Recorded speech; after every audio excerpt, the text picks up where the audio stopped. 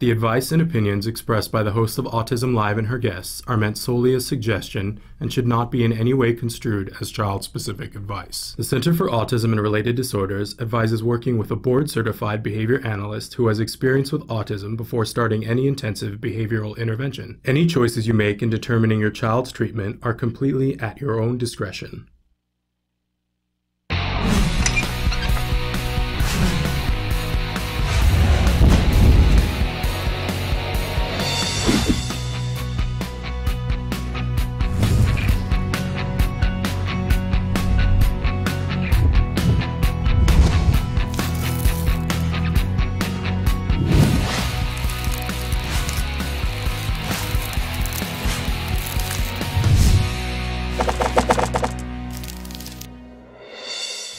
Good morning and welcome to Autism Live. I'm Shannon Penrod and we are webcasting to you live from the Center for Autism and Related Disorders headquarters in Tarzana, California. Welcome. It's Monday. We are in the last week of January. Where does the time go? I'm sure I don't know. But thrilled to be here. We're going to be live for the next 2 hours talking about autism and how you and I can be more effective, more efficient working with somebody on the autism spectrum, or if you're on the autism spectrum, how you can make gains. And really the truth is it's gains for all of us, right? We do talk about ABA a lot here, applied behavior analysis, and it is by no means the only thing that we talk about. I always like to remind everybody that, yeah, that's a big part of what we talk about because we know that it's effective in creating progress in all of us. If you have a goal that you want to achieve, you have a behavior that you want to stop, you have a child who has a behavior that you want to stop, you have a spouse with a behavior that you want to stop, then, ABA is going to be really effective at creating substantive change. But we do talk about the full gamut, and I want to remind everybody that ABA is not specifically for autism, it just happens to be effective with autism. But we talk about autism here and the full gamut of things that come along with autism, including, the emotional, the funding, the stress, being able to find other things that go hand in hand with ABA that set you up for the most possible success, because there are other things that really can make a difference. And I want to remind all of you that this show is meant to be interactive, that we hope that you will take the time to write into us, tell us the kinds of things that you're interested in hearing about, what you've heard about too much, what subjects you don't need us to ever cover again, and the kinds of things that you're wondering about.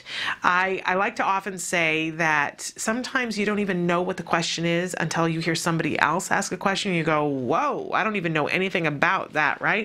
I know I'm still very much in a learning phase. My son was diagnosed with autism 7 years ago now. Hard for me to believe, right? I had the little reality check moment over the weekend, because in some ways it seems like it was 100 years ago, and in some ways, honestly, it feels like it was last week. And to think that 7 years have gone by, and truly 7 of the most amazing years of my life, what I've learned could fill a thimble, right? It's not that much that I've learned. There's so much more that I want to learn about autism, but those are really part and parcel of why I'm here, why I sit at this desk, because I have so much more to learn with a child that's on the spectrum, and because of the benefit of the stuff that we were able to have in our home and in our lives. Our world is pretty luscious right now, and I didn't know that. Boy, on that first day, I sure didn't know that, and I didn't know it for the longest time. But I did have the benefit of really good help, and I like to say all the time that I was incredibly lucky, but I want to help you to be luckier. Right? I've talked about the friend who has the pillow that says, the harder I worked, the luckier I got. I really don't think that was my case. I think that I got incredibly lucky, but now I want to do the work part to help you to be luckier. So I'm the conduit. I'm not the expert. I'm the conduit. If you have questions, there's somebody you want to talk to, there's a question you want to ask somebody, I want to be able to plug you into that, hook you up to that. So feel free. Emily's going to start to show you some of the different ways that you can interact with us. There are lots of different different ways to interact with us, but there's only one way to watch us live, and that's www.autism-live.com. If you are watching us in a taped version, in one of the many different ways that you can watch us now, I want to remind you that our show is at 1 p.m. Eastern Standard Time to 3 p.m. Eastern Standard Time. And if you're watching on the West Coast of the United States, then Pacific Time, we are from 10 a.m. to noon. And we are located in the Pacific Time Zone. So that is when we are live. And of course, you'll need to do the math on all the other zones around the world. And we are watched internationally. We welcome everyone wherever you're watching, and remind you that we really love, it's very reinforcing to us around here when you guys interact with us. So don't feel like you're putting us out. Keep it on. Sometimes it takes us a couple of days because we do, and we're getting increasing, we're hoping to get a couple of interns here to help us because we're growing and growing and growing. It's a wonderful thing, though, and we do appreciate it when you guys write in whatever way that you want to, and by the way, call in as well. So all of those different things, and I did want to announce a new way that you can be watching us. I know some of you have had difficulties watching us on your mobile devices and your iPads. There is a new app that is the Autism Speaks Network. It's free. You can get it in the App Store. You can download it, and it allows you to watch clips from our show, but also to watch clips from other shows having to do with autism. And in the coming weeks, we'll focus on some of those to let you know about what they're doing too, because there's some amazing things that are out there. And it's not competitive. You know, people said to me, "You're going to promote other shows." They do different things than our show does. So of course, information is information, and we want you guys to get hooked up and plugged in. It's not about a competition at all. Couldn't be. It shouldn't be. So in any case, check that out, the Autism Speaks Network at the App Store. It's free, like everything else that we do here. I do want to remind you that when you're watching us live on www.autism-live.com, that the advantage of doing that is that there is instant gratification, right? You can say a lot of things, but instant gratification is lovely, right? We talk about reinforcement and how important it is to deliver it as soon as possible. Well, if you're watching the live show, you see that there's this lovely, very clean and orderly desktop. Not like mine in real life, just between you and I. But there's a box there that is for the questions that we're answering right now. You can type whatever you'd like in there, hit enter. It comes onto my screen. I get to filter it before putting up. So if you're giving me personal information, that's okay. And if there's something where you want to use the live feature and you want me to get back to you and you don't want to have to also email, make sure that you put, if there's a number you want me to reach you at or an email, you can put that in on the live feature. I will filter it before I post it. I do have the ability to do that because we never share your personal information on the show in any way, shape, or form. And by the way, when you log into that, well, you don't log into it. That's the whole point. When you put your cursor there, you type away and you hit enter. There's no login. So unless you give me your personal information, I can't get back to you. You have to email me separately or give it there. And you don't have to, because a lot of times we answer the question right here on the show, and you do not have to give us anything. Don't you love that? There's no credit card required. It's all free. Really, really love that. Okay, we like to start every morning with something that we fondly refer to as the jargon of the day. This is the time of the day when we take one word, one phrase, one acronym, and we try to make sense out of it. These terms we will see that they will come up again and again and again. They were of no use to us before we had children on the autism spectrum, at least in the realm of these definitions. But now they're going to be important to our child's success and to our success as an individual who's wanting the best for our child. We want them to reach the full maximum potential, and so we got a new tool belt. I can't talk today. A new tool belt. We're going to stick tools in, and the jargon, as much as I did not believe it in the first couple of years and railed against it, I railed against the jargon, and I have turned to the dark side now. I really get excited about the jargon and taking on new terms and understanding what they mean. It does make it easier. Okay, So today's is pretty exciting term. I avoided this one for the longest time because I didn't quite get it, but now that I get it, I really get excited about this. Okay, we talk about reinforcement all the time. Today we're talking about non-contingent reinforcement. I know your head hurts already, right? But this is very, very useful, whether you're a parent, a teacher, practitioner, or an individual who wants their life to be better, whether you're on the spectrum or not. Non-contingent reinforcement. Let's take a look at our actual definition. Non-contingent reinforcement, a procedure in which stimuli with known reinforcing properties are presented on a fixed time or variable time schedule. And this, my friends, is why we do the jargon of the day, because I couldn't have made heads or tails of that. I will be honest that I understand it now, but you know, when I was underslept and had a child who could not communicate, this would have made me furious. This would have torn my ticket, right? So let's see if we can't make it a little bit easier to understand and give an example. Non-contingent reinforcement, the child is given reinforcement on a schedule, regardless of whether they have demonstrated a behavior or not. Now you might think, oh, I don't get this. I thought the whole thing was that we're setting up a circumstance, the child does something, and then we give the reinforcement so that it's more likely to happen again. Yep, that's contingent reinforcement. Non-contingent reinforcement, we're going to give the reinforcement on a schedule whether they do the thing or not. Why? Well, the most common time that we do non-contingent reinforcement is when we see the child engage in challenging behavior to get attention. Okay, so stop and think about this. You're a parent and your child picks these inopportune moments, right? I can just think about every time I would ever get on the phone, my child would want to have nothing to do with me, right? And I'd be trying all morning long to interact with him and to get him to do something with me. Wasn't so interested, was in the corner playing with one little toy, really didn't want to have anything to do with me.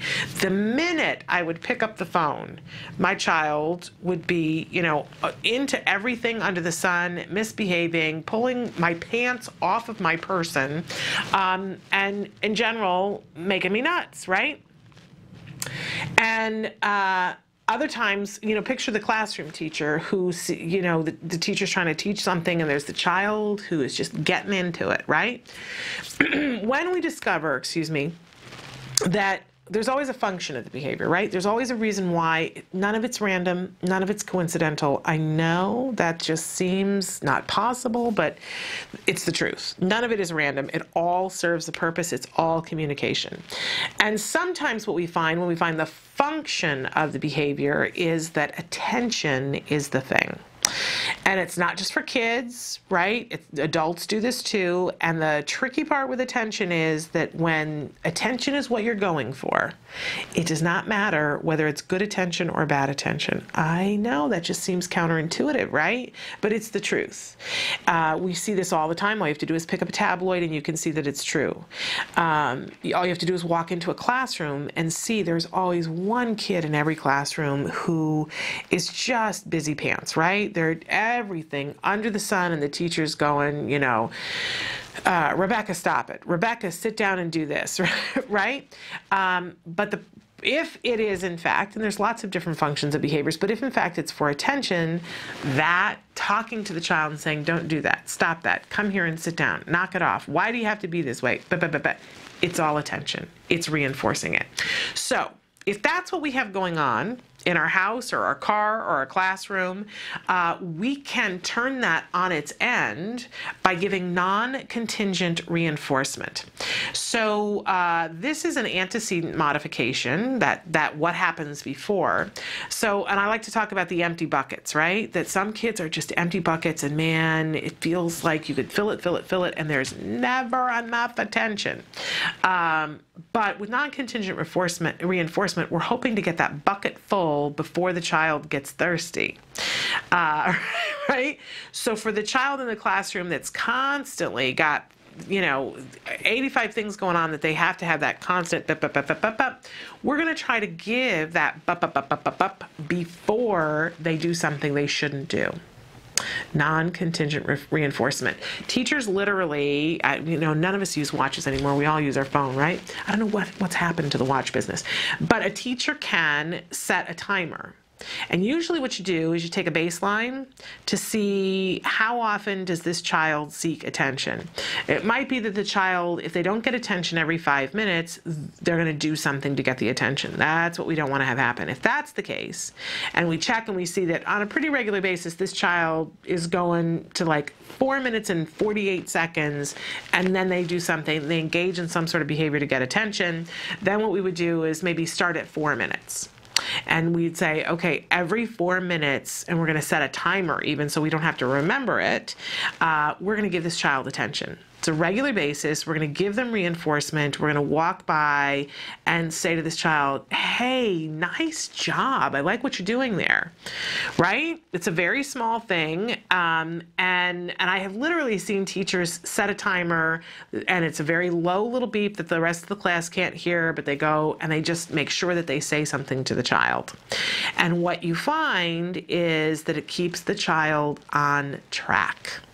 And then after a period of time, then you can make the time further and further apart. So maybe if you're doing great and you've eliminated the behavior by doing it at 4 minutes, then you go to 4 minutes, 30 seconds and see, okay, is that maintaining it? And if it doesn't, you go back, right?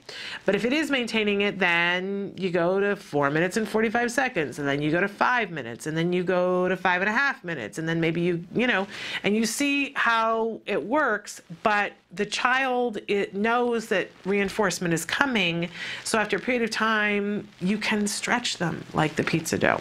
Same thing with our kids at home. You know, if you see that every time you get on the phone, you know that your child is going to wig out and suddenly need all of your attention, then you're also going to work on waiting, right? That's another program that you're going to work on, but you're going to start to figure out how you're going to give regular reinforcers so that your child isn't bothering you while you're on the phone. You're going to give that non-contingent reinforcement. You're on the, you know, before you set up on the phone, you're going to make sure that they've got something really reinforcing. Maybe take a baseline to see how long does it take into the phone call before your child needs your attention, right? And before it gets to that, you're going to interrupt your phone call, and you can do this with a fake phone call. I can't tell you how many fake phone calls I had to make to teach my child waiting. Therapists helping me to do this, right? Where I'd be like, yeah, no, and then I'd go, excuse me, you are doing such a really good job. Mommy really appreciates that. Before the behavior. You don't wait until you get a behavior. You got to do it before. That's why that baseline and taking data so important. But non-contingent reinforcement is giving the reinforcement beforehand so that we don't need to get that challenging behavior. And most often we use this when a child is attention seeking. It's good stuff, you guys. This can change everything. And, you know, and I've talked to teachers before who go, really, I got to do it. It's so much more work. Oh, no, no, no, no, no. It is so much less work to be able to say to a child every 4 minutes, you know, even if that lasts a week, to say to a child, good job, than it is to take a child out and deal with, you know, you got 27 other kids who, while you're talking to this child, and never gets any better, right? Non-contingent reinforcement, when it's really attention-seeking, if we get there beforehand, we see a huge change, and can very gradually extend the period of time until it's quite lengthy. Really very amazing, good stuff. Non-contingent reinforcement. And if you've got a child who's acting out in class and it's been determined its attention, talk to the teacher about, are you given non-contingent reinforcement on a regular basis? Do you need to give it more often? Throw their jargon terms right back at them to help your child. It's a great thing. Okay, non-contingent reinforcement. One we should know. I'm covering my mic up. Okay, so we also always have for you a question of the day. And our question today is one that needs to be asked on a regular basis because it's something to consider. And we talked a little bit about this last week, and we're going to be talking more about it today and in the coming weeks. Has your child been bullied? Now, there are lots of different definitions for bullied, right? And we were talking about this a bit on Friday when we had Evelyn Gould with us and also had Lisa Ackerman with us, that if somebody is saying things to your child that are specifically tied to their area of challenge, that's known as handicap harassment or disability harassment, and it's against the law. It really is. I'm finding as a parent that it's really interesting how people define bullying, what they consider bullying, and that really there's a different sliding scale for everyone. Like my child has a different scale than I do, and other parents have a different scale than I do, and other kids have a different scale than I do, and different teachers have different scales, different administrators have, and the law enforcement has different, it's very interesting. But we'll get into more of that as the week goes on. But I want to know from you, do you consider that your child has been bullied? My child has been bullied, and I have a new appreciation for what a toughie this is in all respects, right? It's tough for our kids. It's tough for us as parents to watch our kids be bullied. It's tough because getting somebody to understand what's happening and to do something about it, it's not as black and white as I once thought, quite honestly. When my child was younger and that wasn't happening, except, when we would go someplace and I didn't know the kids. I can remember going to one of those bouncy house places and there were girls who were making fun of him. And I was furious. I was like, those miserable children, those horrible, miserable little children. And I had nothing nice to say to them, and talked to their mother and their aunt about it, and was just a not happy person about it, and thought, well, those mean girls, right? I just wanted to put them into a nice little box of people who are just mean. And now it's a little bit different, because I see that sometimes some of the kids that I adore, that are good kids, that come from good homes, will say things and do things that I consider to be bullying. And it's not as black and white to me. I am seeing more and more that it's a many-sided coin, and that not only do we have to help our children, but we have to help those children to understand what it is that they did and why it was bullying and why they don't want to be a bully. It's a much bigger problem. And everybody had told me that, and until I was there and could appreciate it firsthand, now I kind of get it. Because I can't just vilify those kids anymore, as much as I sometimes would like to. So I'd love to hear from you. We're going to check in on Facebook in a little while and hear, has your child been bullied?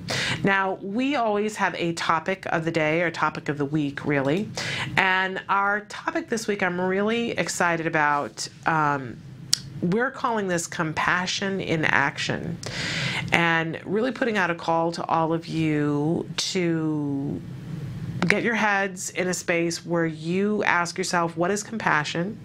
What does it look like? And how often am I practicing it? And I'm really asking myself this too. And I think this goes hand in hand with what I was just saying about the bullies, that, I was coming from a place that was very black and white and had no compassion for the bullies. And even now my gut is like, well, because, I react like a mom. But I know that that's not going to get the job done. And beyond that, I really, especially last month in December, when so many things happened, not the least of which was my mom dying and then Sandy Hook happening, I was really reminded of how much we can all hurt. And how important it is to be there for other people, and to see and recognize when they're going through something, and to show compassion. And that we may not agree with people, but compassion and compassion in action are things that change the world on a daily basis. And my siblings and I challenged ourselves to try to do random acts of mom through the holidays, to try to do something nice. And by the way, not just nice for other people, but also nice for ourselves, taking the time to be kind to ourselves, because it starts at home. But finding things that we can do for others. And we're going to be really talking about this for the next 2 months leading up to April 2nd, which is World Autism Awareness Day. And I, like a lot of you, believe that, I love that there's a day, but a day isn't enough, right? And we live in the world of autism 365 days out of the year, not one. But I also think it's important that while we're looking for a whole lot of compassion for the people who are in our community, and I do mean everyone in the community, parents need compassion, and individuals on the spectrum need compassion, little kids need compassion, adults need compassion. Everyone who is on this continuum in any way, shape, or form, or visiting the continuum because they have a loved one, needs compassion, and we're asking for that on a regular basis. And the question that was put to me that I went, is how much compassion am I showing? And that I want to be better at that. So we're starting this campaign, Compassion in Action, and we're going to be doing some different events that have to do with it, and we're going to be asking you guys to talk about how you show compassion. Very, very important topic, very near and dear to me, and we have a little bit of an announcement that we're going to do a little bit later about a big thing that we're going to do that I consider very, what's the word that I want? I hope that it's a fun thing, and I hope that it's an inspirational thing about what we can all do. So we're more about that soon. But some of the different things that we're going to be talking about today, we have a stress tip that's coming up for you, woohoo! And we are going to be in just a few minutes. We are going to preview the first part that it's not the first part of the interview, but it's the first part that we're going to preview of Temple Grandin. The interview that we did with her it's almost a week ago. Really amazing. And you want to talk about compassion. I saw amazing compassion out of Temple Grandin, and a sense of humor, and really lovely. And then we're also going to be doing ABA Basics. We're going to be talking specifically about errorless learning today. There's another shot of compassion, boom, right in the arm, compassion for ourselves and compassion for our kids. So all of that and ever so very much more, including your comments and questions and suggestions.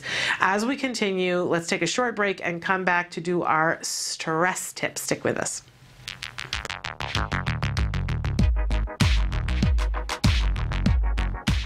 Every child with autism deserves a bright future. Without further clarification, the Affordable Care Act could actually result in less benefits for individuals with autism spectrum disorders. We urge Catherine Sebelius to clarify the Affordable Health Care Act. She can make one change, one little minor change, to make applied behavioral analysis be part of the health care plan. By signing this petition, you are protecting the health care benefits of individuals with autism spectrum disorders. We need to make sure that we are heard and seen. Sign the petition at autism-live.com. Here's how you can show your infinite support. Create your own infinity ribbon. What you're going to do is take a ribbon that's been cut about 8 inches long, and you're going to grab one end and then twist it, and then take the two ends and join them together, and then take this together, and then I'm going to flip it around and take another piece of tape, and what I have is double-sided sticky tape. Squeeze down. You have your very own infinity ribbon. With ABA, the possibilities are infinite. With ABA, the possibilities are infinite. With ABA, The possibilities are infinite. with ABA, The possibilities are infinite. With ABA, the possibilities are infinite. With ABA, The possibilities are infinite.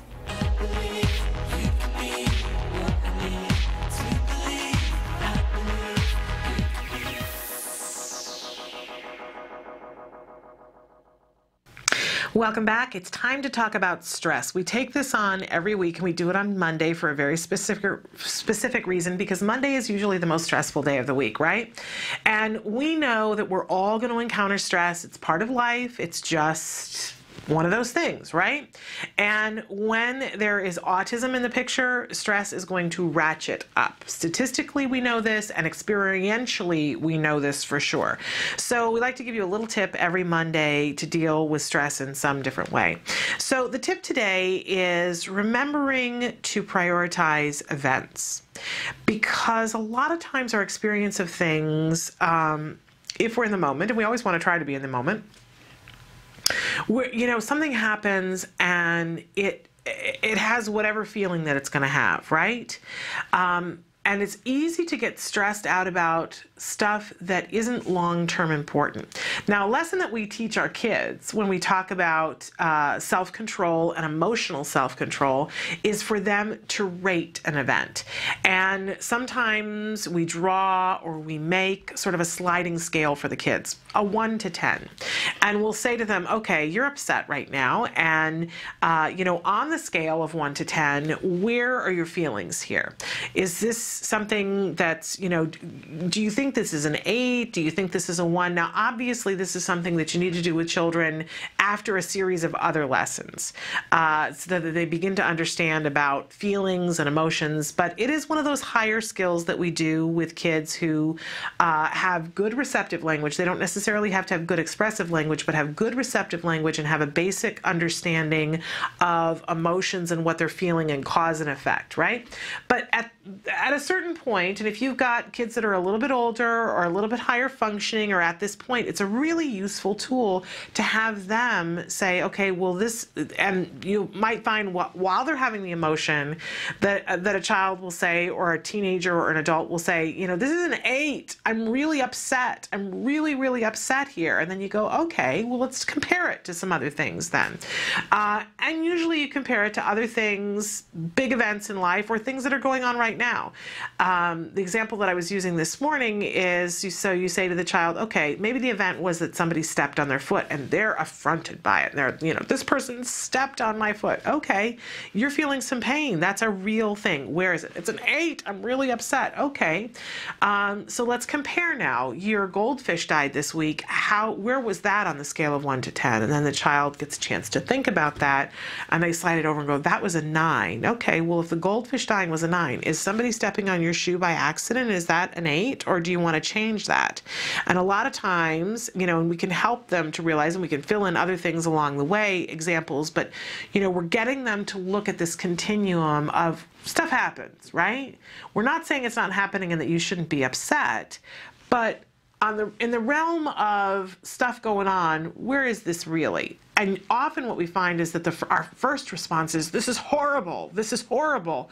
But then when we put it into perspective, and as I said, we teach this to our children, sometimes we forget to do it for ourselves. So my tip today is to mentally do that, to stop and ask yourself, okay, this was upsetting. Has this ever happened before? Are we going to survive this? Where on this scale of 1 to 10 are we? And one of the questions that I was taught to ask myself that helped me so much on the journey through autism, because there's a lot, right? And stuff happens and you have a reaction and it's stressful. But somebody said to me, to ask myself the question, is this going to be upsetting in 5 years, or will this be an anecdote in 5 years? You just, breath. Wow. Okay, wait a second. Because I don't know about you, but there are times when stuff happens in the middle of the week and I'm like, man, this week is in the toilet. There's just, this happened and this happened and this happened. But you could ask me a week later and I can say to you, gee, I remember saying that the week was in the toilet. I don't remember what it was in the toilet over. And when it's those kinds of things, we get the choice to say, I choose not to be as stressed out about that, because you know what? I could easily have stress like it's an 8, but really this is a 2, which doesn't mean that it's not stressful at all. It is, and I got to walk through the motions, but it's not when I'm going to pull out the big guns and stay awake at night and worry about this.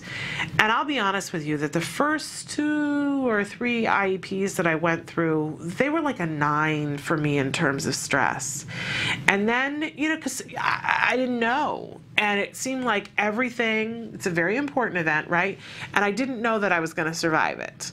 It's not like Romeo and Juliet explaining young love to people that they didn't know they were going to survive it. They didn't know they were going to survive, we're not going to be able together for this period of time. So they had that huge reaction. If we can teach ourselves to understand, and sometimes it takes perspective, and if you don't have the perspective, if it's your first IEP, you don't know. But that's when you go to somebody else else and say, am I going to survive this? And somebody like me says, you're going to survive this. It's going to be okay. You do not need to make yourself sick over this. So really looking at that continuum and asking yourself, how big of a deal is this? It's not a small deal. We're not saying poo-poo it, but a reasonable reaction to it, and put it into perspective and save yourself some of the time and energy. And of course, some of the other techniques that we talk about, taking those 3 slow breaths. So after you realize, okay, wait a second, I'm having a 7 reaction to something that's really a 1. Not only am I not going to remember this in 5 years and not be having this reaction to it in 5 years, I'm probably not going to remember this next week. So it's a 1. It's a pain in my pooter. Right? But I don't need to lose sleep over it. And yet you're still feeling all the stress. Then you take 3 deep breaths. 3 deep breaths changes everything. 3 slow inhales, 3 slow exhales. Save the stress for when you need it. There will be times that you will need it, but not for a 1, 2, 3, 4, 5. Really? No, we don't need to do that to ourselves. Or ultimately to the other people around us. So prioritize, get yourself a timeline if you need to, draw one out, or you can just mentally think of it. And by the way, use this technique with our kids to help them to figure out, okay, I'm having some emotions around this event.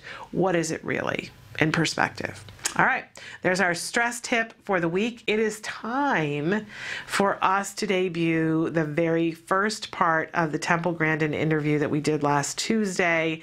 And we picked something really fun to start with. So take a look. This is Temple Grandin sitting down and talking with Autism Live. Check it out.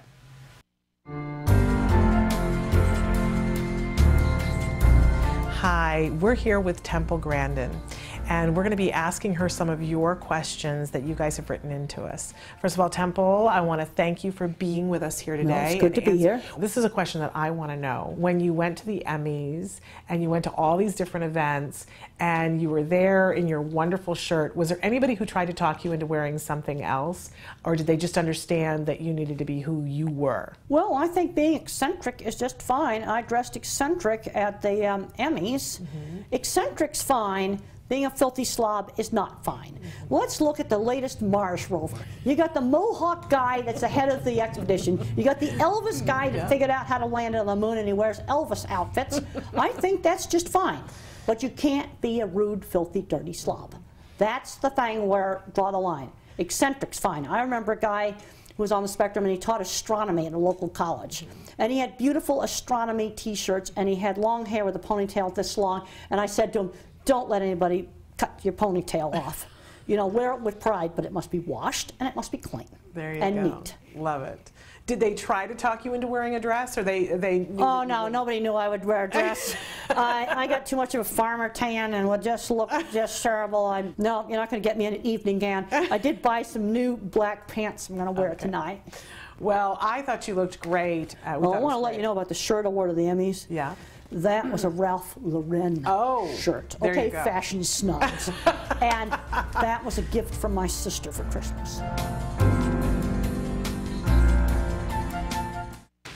And I smile like a goofy loon because she was so delightful. And I mentioned her sense of humor. Boy, we really had a very great time with her. There's so much more to this interview, so many more questions that you guys had asked. And as we edit them, we'll be letting you guys know when we're going to be showing them and putting them on our YouTube channel so you can check them out there. But that's just a little snippet of some of the fabulous things that came about as a result. Really incredible, Temple Grandin, amazing woman. I'm still talking about it endlessly and ceaselessly because she was amazing. And we're very excited that Temple has agreed to be a semi-regular on the show, that she will be available to us on the phone from time to time so that she can continue to answer your questions. And I mentioned earlier about compassion in action, and I really, I'm writing a series of blogs about the experience of meeting her because it was amazing. And like I said, I can't stop talking about it. And in this first segment that is posted, and we'll see if we can't get you the link to it, I was talking about when I met her, and I really was starstruck.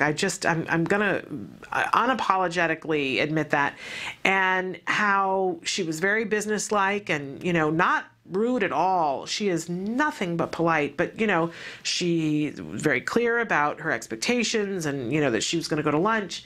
But the minute that she overheard me saying to somebody that I was an autism mom, man, her head shot up and she said to me, "Are you an autism mom?" And she immediately started asking me questions and was not going to let it go. There wasn't anything that could have driven her away. She was going to talk to me, and she was going to see if she couldn't help me to do something better.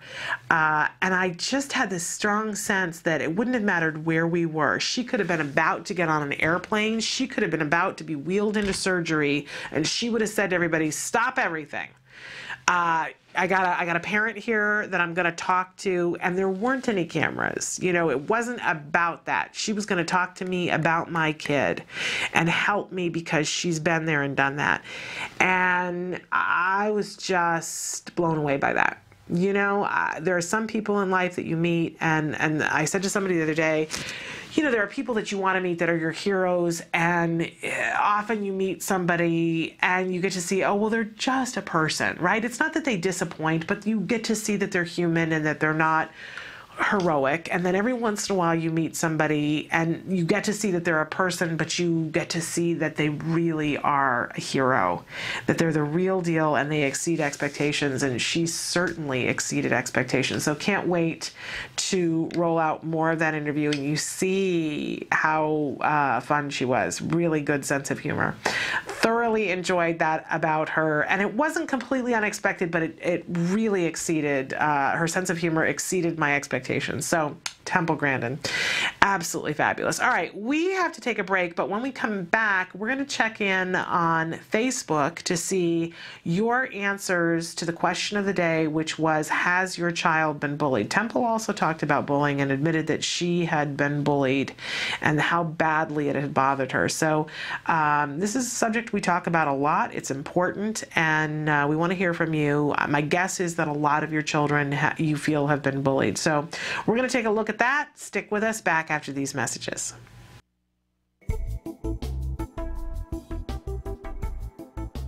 Skills is an online program that provides assessment, curriculum, positive behavior support planning for challenging behavior, and progress tracking, and it does this all in one place. The skills assessment and curriculum addresses 8 areas of development, which even includes advanced higher level areas such as executive functions and cognition, which pretty much makes skills the only ABA-based set of curricula for teaching more complex skills, things like problem solving, planning, self-management, perspective taking, and even inferring and predicting others' private events. Skills is a 4-step system. Step 1 is to add the child to your account. Step 2 is to start assessment. The skills assessment is the only ABA-based assessment with psychometric research demonstrating the language subscale to have excellent reliability. Every area of human functioning and typical child development from infancy to adolescence was researched, making the skills assessment the most comprehensive of its kind in the world, and we're quite proud of that. Skills is easy to use. Simply click Start Assessment and begin answering questions. Or simply type in a keyword, find specific activities to assess, and add activities to treatment. Step 3. Choose activities. Once you've completed the assessment, Skills selects from a pool of 4,000 activities categorized by age, level, and skill type to provide you with exactly those activities each child needs. Start by choosing a curriculum, then a lesson, and finally an activity. Click the information icon to view prerequisites, ages in which targets develop, examples, and IEP goals. Click the video icon to watch a short video. Once you've identified an activity you want to teach, adding activities to treatment is a snap. Step 4. Start treatment. Here you can access customizable activity lesson details, add your own customized targets and exemplars, and edit an activity status such as introducing or mastering it. You can even print handouts such as worksheets, tracking forms, visual aids, and other materials. Skills also offers multiple progress charts mapping curriculum progress, lesson progress, and cumulative number of activities and targets mastered over time. The Skills Language curriculum is categorized by verbal behavior type so that users can identify progress for verbal operants, such as echoics, mans, tax, and interverbals. Skills is one of the only programs that provides the ability to write behavior intervention plans, or BIPs, for challenging behavior. With just a few clicks, the outline of the behavior intervention plan is written for you and ready to be printed and implemented. You can learn more about Skills today and get started by visiting us at www.skillsforautism.com, or you can call us at 877-975-4559. Skills. Progress starts here.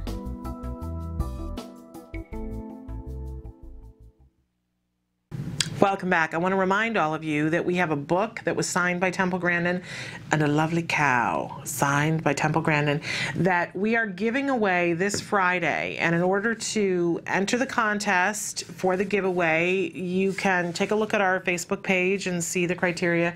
You need to like our Facebook page if you haven't already. You need to post on your Facebook about signing the petition, getting people to sign the petition wearing the infinity ribbon, so that Catherine Sebelius will take back the power that was given to her to specify that behavioral health includes ABA for autism, because our kids need it and we don't want the insurance companies to skinny out of it. And you also need to sign up for our free newsletter, which is a very cool thing. Nothing costs anything, and then one lucky winner will win the cow and one lucky winner will win the book.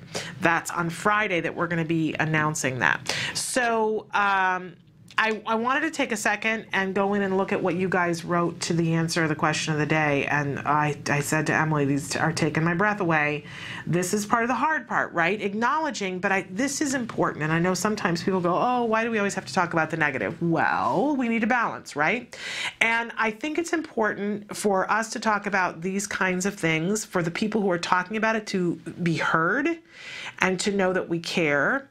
And for the rest of us to realize, okay, I didn't know that that could happen. I hadn't thought about that, and to be prepared for it. I'll be honest with you, I was really taken by surprise last year when my son came home and said that some things were going on that were making him have feelings that I didn't know he could have.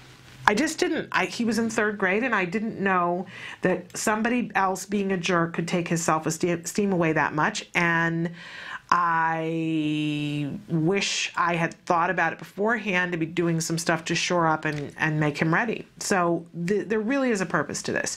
So somebody wrote in and said that the question is, has your child been bullied? And somebody wrote in and said, yes, by their adult neighbor. She says, my son is 8 and autistic. My neighbor parks his semi on my son's bus stop with a running idle. The pressure and noise from this make him afraid. It's the same with trash trucks and motorcycles, but the neighbor doesn't care and actually laughs at the situation. But on a better note, it appears that she has notified the truck company that he works for and that they emailed her back and that they're going to look into it. Oh my goodness. Just it is shocking how unaware people are. And I can just picture this guy, because I've seen people who are like him before who just think it's funny. Oh, it's a little, a boy who's afraid of this, and oh, we're going to cure him of it by just exposing it to him at random, because apparently they're junior psychologists. Shame on him, and congratulations to you, and wait until his company says to him, wow, how completely not aware and socially inappropriate and not compassionate, thank you very much, it's going to change his week. And aren't we glad about that? I'm so sorry. Whew. Okay, another person who says, yes, last year and school denied it.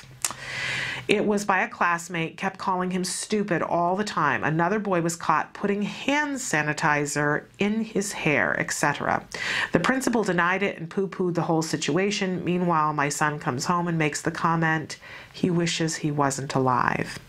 Needless to say, he is on depression meds now. Breaks your heart how cruel kids can be. It does. And I thank you for writing that in. And I just want to point out that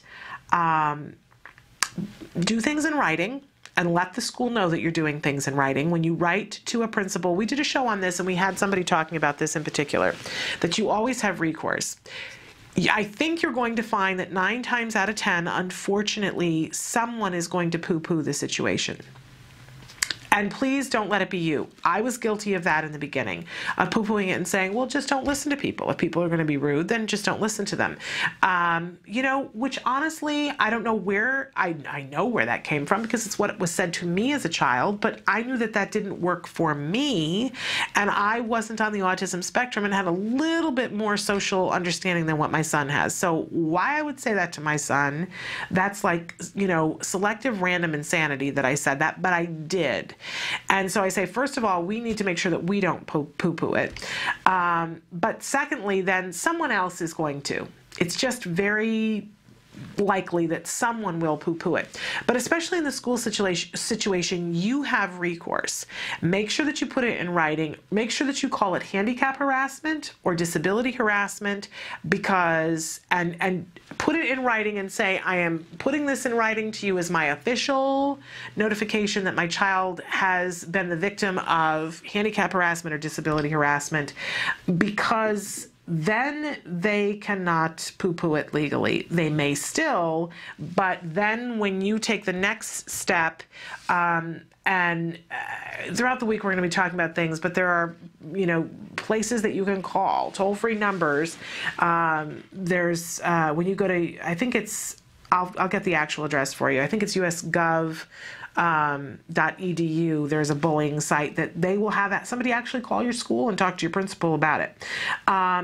But don't let a poo-poo stop you, right? Because something needs to change in that equation. And yeah, it takes time and it takes fighting, but it will help your child in the long term if you do.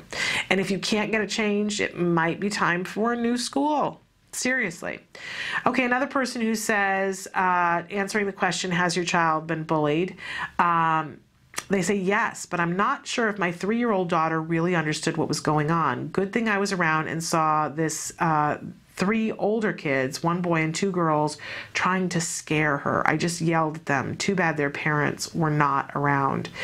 You know, and Evelyn Gould, BCBA, has come in before and talked about the fact that, and we talked about this a little bit on Friday, that sometimes our kids don't realize it when they're being bullied. And that is sometimes a mixed blessing, right? That we want them to be aware, right? And we need to teach them to be aware, but sometimes it's it's a little bit of a blessing when they don't know. The problem is that as we teach them and they become more aware in other areas, they might have a memory of it, and once they have the ability to language it, might go back and feel the stress of it afterwards. And we have to make sure that we prepare them for that. So I think it's great that your response in that moment was to yell at those kids. And I also want to encourage you, sometimes we don't have the ability to talk to the parents right there or the kids run away. But I always like to throw in and say to those kids, where are your parents? I'm going to talk to them. And I don't know about if you remember when you were a kid, but there was nothing worse than somebody could say to you, I'm going to talk to your parents. And even if they didn't, you walked around for 2 days thinking, oh my gosh, what if they do? Nothing like putting a little bit of fear and accountability in some of these kids, because maybe it will stop them from doing it again. And really, that's an insurance policy for them, because bullying is not a way for them to live their lives. So you really are being of service to them and to their parents by putting a little fear into them by saying, and I am going to talk to your parents. Or if they act like that's no big deal, because some kids, it is no big deal, you can say, well, I'm going to talk to the police about that. That will scare some kids. They need to be afraid of bullying. It is against the law. Okay, another person who says, I think that this is the worst part about having a child on the spectrum. It's heartbreaking. I'm right there with you. It is heartbreaking that anybody could be mean to our kids, but it's part of this. Okay, another person who says, yes, my 12-year-old son has been all year. First, he was hit in the head 14 times with a soccer ball in PE. School handled it well, but I still reported it to the school's bully hotline and to the, I love that your school has a bully hotline. That's fabulous. I want to know more about that. And to the police, good for you. That's really what needs to happen. Accountability. He is also bullied on the bus. The school was doing nothing about it. So after the third time of him being hit with Hornets, paper folded tight and shot with a rubber band, I lost it and told the school I no longer would play nice and would be contacting the police. The kid finally got kicked off the bus. Now, I want to point out that this kind of stuff, and you know I'm thinking of a different word than stuff, happens all the time. And it happens with neurotypical kids as well as happening with kids on the autism spectrum. Now, I know that as parents of kids on the autism spectrum, we're always trying to get our kids to fit in and to get us to fit in, and we don't really want to be the squeaky wheel, but there are times when everyone needs us to be the squeaky wheel. And I'm going to talk about this from all different aspects of it. That kid who was throwing the paper with the rubber band, that kid has something else going on. They just do. We know that. Behavior doesn't happen randomly. And, you know, sometimes we think, oh, well, I don't want to get the kid in trouble. I don't know what was going on with that kid. I don't know if his home situation is safe or if somebody is being really mean to him, which is why he is now being mean to somebody else. But I do know that most of the time, and I'm 100% clear that it's not 100% of the time, most of the time when we push and get a kid in trouble, it forces other people to do something for that kid. It isn't always the case because sometimes the system is broken, but I am 100% sure that if we do nothing, that that child won't get help. And that child needs help as much as our child needs help. And I always have the line in the sand, I'm going to help my child first, right? But by helping my child, not only is there the possibility that I'm going to help that child who's throwing the stuff, but imagine all those other kids on the bus who've been being taunted. It wasn't just your child, right? So yay to you. Yay to you for sticking up for all of our kids and saying, you know, we're not doing this and I'm going to play serious. And I'm glad that the school finally listened. Somebody else wrote in and said, answering the question, has your child been bullied? Not to my knowledge, luckily. That is one good thing I can say about her class. They don't spend much time with the general school population, and the kids they do spend it with almost get interviewed by the teacher to be the best buddies program. Well, that is a wonderful thing, and we need to make that happen more. I know Nancy has talked before about that her school has a buddy program. Our school has a buddy program that my son's at, has a buddy program for everyone. All the younger grades get a buddy from an older school, but it's not like this. And I know it's like the next thing I got to take on. I mentioned on Friday that I'm directing a project. I direct a project every year with the kids at school, and I know that the next thing I got to do is figure out how to make compassion in action happening at their school. I'm thinking on it, and if anybody has ideas, would love to know, because those of you who have these buddy programs, I'm hearing such good things, and I think that needs to get started. In any case, we have to take a break. It's time to go, excuse me, to the A word. You guys have written in a lot more stuff, and if we have a chance in the next hour, we'll get back to some of that. But this is really good because other parents need to see this. We see this and go, okay, I need to act. And that's really what it's all about, taking action, the right action that helps to turn this around. Our kids do not need to be bullied, nor does anybody. But in any case, as we go to the A word, this is a lovely documentary that's being made by the Center for Autism and Related Disorders, and it's an ongoing documentary. They're still filming with Jack Riley. He's the little boy who's the center of the series, although it does encompass his entire family. Jack Riley was diagnosed with autism at the age of 2. In real time, he just turned 4, and he still is receiving intensive behavioral intervention. But we're watching a little bit earlier in the series when he was still 2, and seeing how the family accommodates this shift in having people virtual strangers in the beginning coming into your house and constantly working with your child to create a series of lessons that will give your child the best possible chance at not having any of the disabling aspects of autism affect their life. So, not easy, but let's take a look at what's happening with this particular family in this episode, and we'll talk about it when we come back.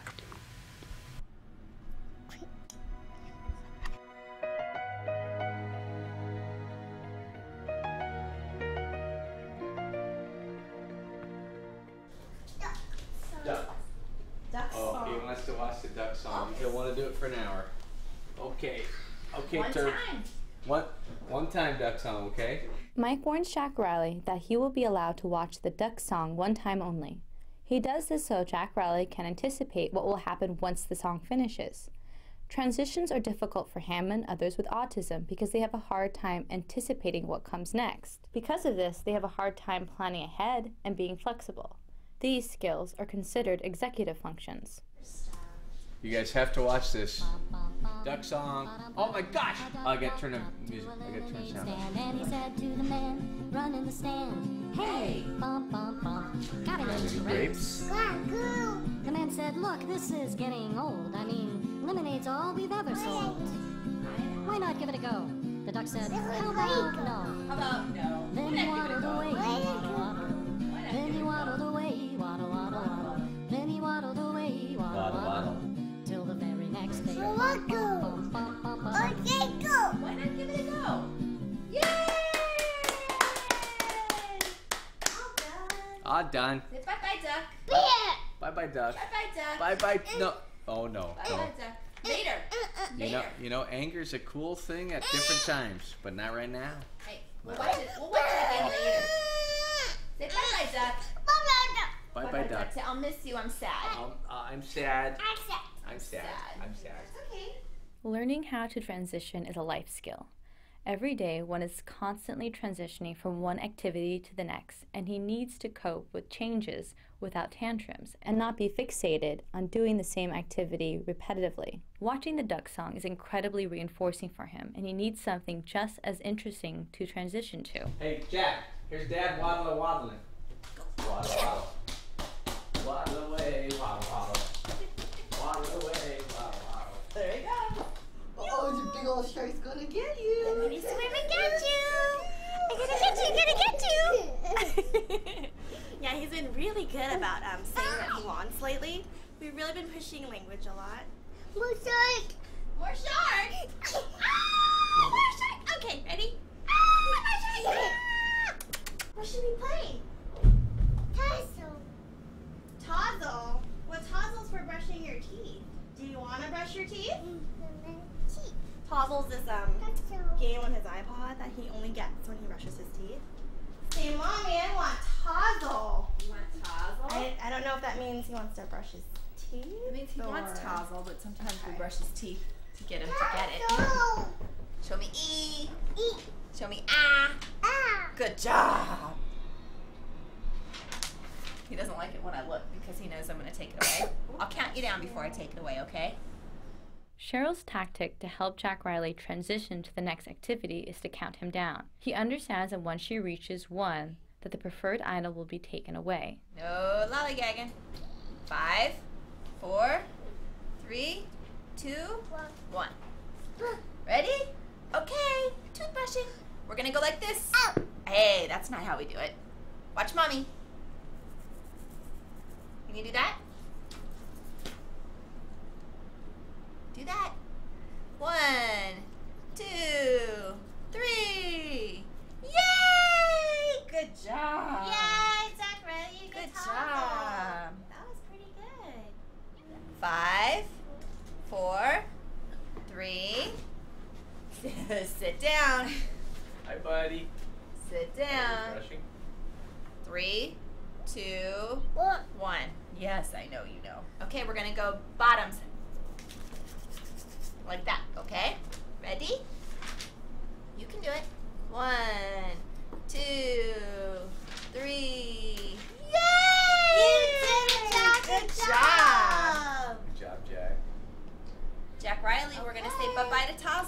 Ready? Can you give me Tazzle?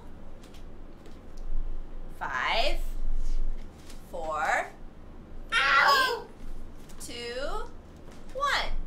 Okay, give it to mommy, please. Good boy. I know it's hard, isn't it? Can you march back to mommy? March, march, march, march, march, march. A taste of honey. Taste of honey. And you hug your mommy. That's kind of nice. You want your ears kissed or your nose? Ears. Ears. You want your ears kissed or your eyes? Eyes. Eyes. No. You want your ears kissed or your chin? Chin. Where's your chin? Ears. Ears? Beautiful, beautiful episode. That is the A Word. You can be watching that on their very own YouTube channel. A bunch of things, of course, that I want to talk about. Okay, let's start with the end. And you saw that lovely little moment when after they'd gotten him to transition successfully and realized that that was a successful transition. There was not a tantrum. And he did give it back without having to be asked again. He had an emotion, right? And what they're teaching him is really what we were talking about earlier, is how to prioritize. Is this the end of the world or is it not? And they're teaching him, they're giving him the experience over and over and over again that you're going to have to give it up, but it's not the end of the world. They're giving him a reference point to see that it's okay. Really important, and I love this family, and I'm sure the dad, because they have watched the show before, I'm sure the dad hates me because I adore him because it's very visible when he is doing things and learning. Just the nice way of saying when he's not getting it right, which is what we all do. And that's why I love him, because I would love to sit here and tell you that I get it all right all the time and that I never comment and I never, reinforce behaviors. It would be a lie. It would be a lie. So I so appreciate that he is willing, and not that the mom does it perfect either, but I guess we just get to see more of when the dad doesn't get it right, and that he still comes back, that he hasn't gone away, and that he gets frustrated, because that's what we all feel from time to time. And so in any case, this young man, Jack Riley gives back the phone to his mom at the end there, and then she knows that she needs to distract him, and so she gets him to march back to her, and then he's sitting there on her lap and hugging her, and what a great little distraction there at the end that she's kissing him, and then she's giving him a choice, because he's already worked on desires about which one do you want. Do you want me to kiss you on your ear or on your nose? So not only is she working on desires there, in addition to working on transitioning successfully, but she's also working on body parts. So then she switches it up and says, do you want me to kiss your ear or your nose? And then when he's saying, even before she asks, he's yelling out something, instead of giving into it, then she asks him a different question. Do you want me to kiss your ear or your chin? And he's loving it. Fabulous, fabulous teaching moment there at the end. That's some awesome ABA parenting going on there. Now, the dad does that too, and I feel bad, but I'm going to take issue with, because it's something that I would do. So please know this is why I love this so much, because we're all human. That they set this all up at the beginning, that they're going to do this antecedent modification first, that they're saying to him, now you're only going to get to watch it once. They're making the parameters very clear to him, and they set him up, and he gets to watch the duck, and he's enjoying it, and they're not saying while he's watching the duck, now don't forget, it's going to go off in a moment, right? They let him be in the moment, enjoy the duck. Then dad says, okay, it's time. And Jack Riley immediately shows defiance and puts his hand up, and he's not going to let him close the screen. And the dad immediately, bless his heart, I think I must be related to him in some way, has to make a comment on it, because that's what I would do, ladies and gentlemen. But it's not helpful. We have to learn how to edit, just like we teach our kids, that we don't say everything that comes to our mind. And so he says, I know, anger's a really cool thing, and all that does, when he says that, it's a release for the dad. It has nothing to do with helping Jack Riley. It's going to take that much longer for Jack Riley to get it. Are you ever going to be perfect and not comment? No. Is anybody asking you to be perfect and not comment? No. And I love being able to see this because you see that it doesn't wreck it when he doesn't get it the most right. But we all have to be the best that we can possibly be, right? And if we can edit in that moment and not say that, we're going to get to the result that we want that much quicker, right? So, and eventually the dad gets it, right? Because the computer gets put away and everybody's trying to distract Jack Riley and give him that other reinforcer to get him to realize this is not the end of the world. And they're trying the shark and mom's trying something. And there's something about, the way he's going to run down the hallway that Jack Riley's like, yay, we're on to the next thing. So dad is really the one who saves the day in the end. But he didn't help in the moment saying the thing, but I want you to know we're all going to be guilty of that. I do love how the mom is already building, working on one lesson and building on another, so that when Jack Riley is having all the emotion of, his duck got taken away and he's just, it's horrible, because it is. He doesn't have a reference point. He's only in this moment, and this is the end of everything that he lost his duck. Mom is languaging for him, saying, it's sad. You're feeling sad. Brilliant. Because as he begins to work on emotions, then he's going to associate, he'll start to receptively link what I'm feeling. She says I'm sad. Oh, okay. So that eventually we can get him to say, what are you feeling? I'm sad. Yes, you are. Acknowledging his feelings. So we all want to be heard, right? And eventually him being able to, she's going to be able to say to him, they already are doing this, I know they are, she's going to say, what are you feeling? And he's going to say, I'm sad. And she's going to say, yes, this is a sad thing. This is a very sad thing. And he will know this is what sad feels like, and I won't die from sad. Sad feels bad, but you don't die from it. And good things will happen again because he's getting that experience. A really cool thing. Love the whole countdown thing. A very useful thing with our kids. And we'll talk more about that probably tomorrow. But check out the A Word on their very own YouTube channel, and check out some of the more recent episodes. And you can watch from the beginning and pause, go back and look at what the dad does, when he says that, and how it doesn't help the moment at all. Slows it up a little bit. All right, we have to take a break, and when we come back, we are going to talk about errorless learning. It's a very exciting thing, so stick with us. Currently in the United States, 1 in 88 children is affected by autism. 1 in 88 means something different when your child is the one. Recovery is possible. Hi, I'm Shannon Penrod, host of Autism Live, an online show about autism broadcast by CARD, the Center for Autism and Related Disorders. I'm also the mother of a child with autism, my beautiful son, Jem. You know our old joke, guess what? Chicken butt. Chicken butt. So we're going to take the chickens. But things weren't always so easy. I remember when Jem was first diagnosed with autism. I used to lay awake at night in bed and pray for someone or something that could help us to get our child back. My prayers were answered by Dr. Doreen Graham-Pichet and the Center for Autism and Related Disorders. CARD treats autism and other related disorders using the principles of ABA, Applied Behavior Analysis, which is the only scientifically proven effective treatment for autism. It is also recommended by the American Academy of Pediatrics and the U.S. Surgeon General. About a year after we started treatment with CARD, we were able to see tremendous improvement, and we got our child back. What grade are you in? Second. You are a smart cookie, huh? Mm-hmm. Do you like school? Yeah. Do you have any good friends? Yeah, Oscar. Oscar is your best friend? Yeah.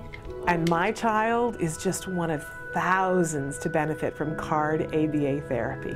Across the nation and around the world, children are making amazing progress and being given the keys to unlock their full potential. We are extremely grateful for the amazing job CARD has done in helping our daughter. Our daughter today, just in 4 months, I think is a totally different child than when she started with CARD.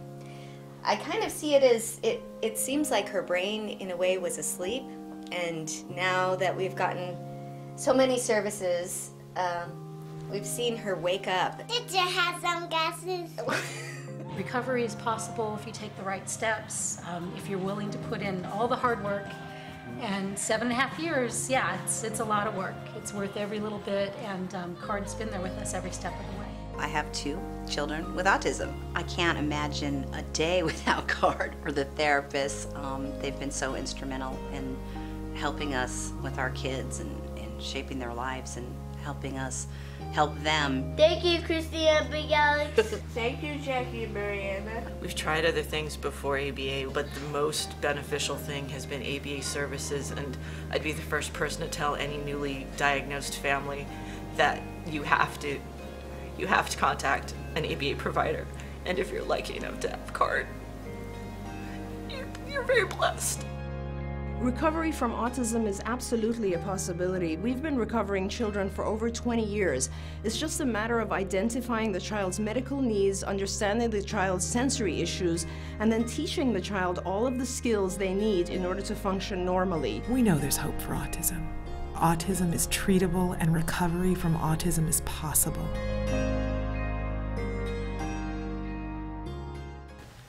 Welcome back to Autism Live, and I completely forgot what we were doing next. It's like I was in a conversation and I've lost my mind. We're doing errorless learning. Thank you. I was like, I don't have anything out here. What were we doing? I can't remember. In any case, from time to time, we like to revisit the basics for ABA. And honestly, one of the most effective things that we can use in life, whether we're working with an individual on the autism spectrum or we're working with ourselves or someone else and trying to teach something, is to use errorless learning. Now, very simple explanation for errorless learning is making sure that the person gets it right. Sometimes by giving them the actual answer. And if you think about it, all teaching is based on this, right? We don't ever, nowadays, the preferred method of teaching anything is to give an assessment to see what you already know, right? Then to teach it what the holes are, to teach it to you, and then again to test, okay, did we move the dial? Did you learn? Another assessment to see, was our teaching effective? That's pretty much what everybody's doing in the classroom right now. And that when we do the teaching phase of it, basically what we do is give the answers to the children. We give it to them in a whole bunch of information, though. And then we test only parts of it. And there is this thought that, oh, we should teach to the test. Makes me a little crazy. But I digress. What if we were only teaching one thing, and we actually were teaching the to the test because we only want someone to learn one thing? Then we would give the answer. The entire teaching experience would be about giving the answer. Later on, we can get a little more sly, a little more subtle, right? But in the beginning, we want to give the answer. There's lots of different ways in which we can do that. And it's called errorless learning. I'm not going to give you the option of getting it wrong. So let's say, for instance, that I want to teach, well, I've got a cow here. Let's use the cow. We have a 3D example. Let's say that I want to teach a child the expressive label cow. And so I would say to the child, what is it? And now if the child doesn't already speak and doesn't know what this is, I could sit here forever, and the child's not, randomly, if they don't know it, then they're not going to come up with it. So how do I teach it? I give them the answer. I say, what is it? And then I say, it's a cow, or I say cow. So I'm feeding them the answer. Now, in the beginning, when you do this with your child, a lot of times, I can remember, even as a teacher, thinking, okay, they're just going to teach him the rote response for cow. Because I had this prejudice that my child hadn't been able to learn these things just by picking them up. And so we're just going to teach them the rote response and we're never going to put it together. But that's not what ABA does. This is just step one in a long line of steps. But we do still need to give them the answer. I'm trying to think of some complex thing that I was trying to teach my child. If I were trying to teach my child quantum physics, I would not expect them to already know it. So when I was teaching it, I would give them the answers, right? Same thing with this. We're just going to give them the answer. I say to the child, what is it? And then I say, it's a cow. And I hope that the child says it's a cow or cow, and I would have worked on, you know, being able to make those sounds before. If I've got a nonverbal child and I say, what is it? If they can read text, I have a card out here that says it's a cow, and it's the only one that I've got, and they point to the cow. Or I teach them the sign and I'm doing the sign, right? Whatever it is with whatever child that I'm doing, I'm giving them the answer. It's called errorless learning. Now, eventually, I'm not going to give the answer anymore. If it were that I'm trying to teach the receptive label of cow, I would say, give me the cow, and you know, I would open up my hand. Now, there are lots of different ways, and we can be as subtle as we want. It might be in the beginning that I say, give me the cow to the child, and I literally do a full physical prompt where I take and put their hand, and you know the claw thing, where you put your hand over theirs, and you put it over, and you put your hand out, and you go, good, giving me the cow. It's a cow. Fabulous. I put the cow back down, and I hold my hand out and say, give me the cow, and I wait for a second. Is the child going to do it? If they're not, I'm going to maybe a little less of the claw. I'm going to gently push their hand. I'm prompting them. I might have to pry their hand open to do it again, and you know, the child might be like crying and going, I don't even understand what's going on, and I am having no reaction whatsoever, and I'm putting their hand around the cow and I'm going, good, yay, it's a cow, and I might tickle the belly, so they say, oh, okay, nothing bad's happening here. I put the cow back down. Give me the cow. Now this time I might just need to push their hand, and they're like, I got no idea what you want, but you know, you like it when I do this. And then I go nuts again. Yay! That's great. Giving me the cow. It's a cow. Yay! Give me the cow. And now the child still doesn't understand what give me and the cow means, but you want me to do this. Fabulous. Yes, yay, it's the cow. Big reinforcement when they do it on their own. Now, has the child really learned that this is a cow? No, but as I give this in a series of lessons, they are going to be, eventually, I'm going to make it more difficult, right? That I'm going to put a pen up here, and I'm going to put a phone up here, and I'm going to say, give me the cow, and the child might go to give me the pen. Right? I'm going to block that response. If I see them going for the pen, I'm going to just very gently take their hand and say, give me the cow, and I'm going to lead them back to the cow. Oh, now the child starts to see that this sound cow has something to do with this and not with this and not with this. Great. Now I'm really getting it done here. But they wouldn't do it if we don't give them the answer first. Let go of your prejudice about giving the answer. It's the way we teach everything. And anybody, haven't you felt the frustration of, as an adult, standing there with somebody and saying, what does that mean? And they tell you the same thing that they just told you, and you go, if I knew what that meant, I wouldn't have had to have asked you what it meant. Errorless learning. Give me the answer. Give me the answer so I can learn. This is what we do for our kids. It's a loving, gentle, fabulous tool that sets us up for success. Remember that if they get it right, whether I gave them the answer or not, and we give reinforcement, we're going to get compliance with this if it's truly reinforcing. So for that kid that's fussing and doesn't want to do the lessons, we want to get to the reinforcement as soon as possible, which we can't do unless they're getting it right. Give them the answer, have them get it right, give the reinforcement, and open the doors to learning. It's a fabulous, fabulous thing. Errorless learning. Okay, we are going to take another break, and when we come back, I've got a product that I want to show you that I'm really, really excited about that's really changed the way we do things in our house. I'm a little giddy with it, and I brought it today. So stick with us, something really fun. Right back. When you find out you're having a boy, you always think like, oh, he's going to play football, he's going to do this and that. And then when he's diagnosed, all those things get washed away.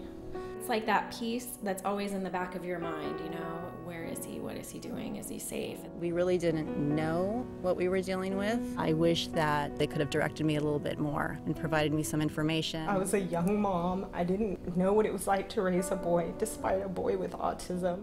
Hundreds of thousands of families are not getting the help they need for their children with autism all around the country. ACT Today is determined to bridge the gap.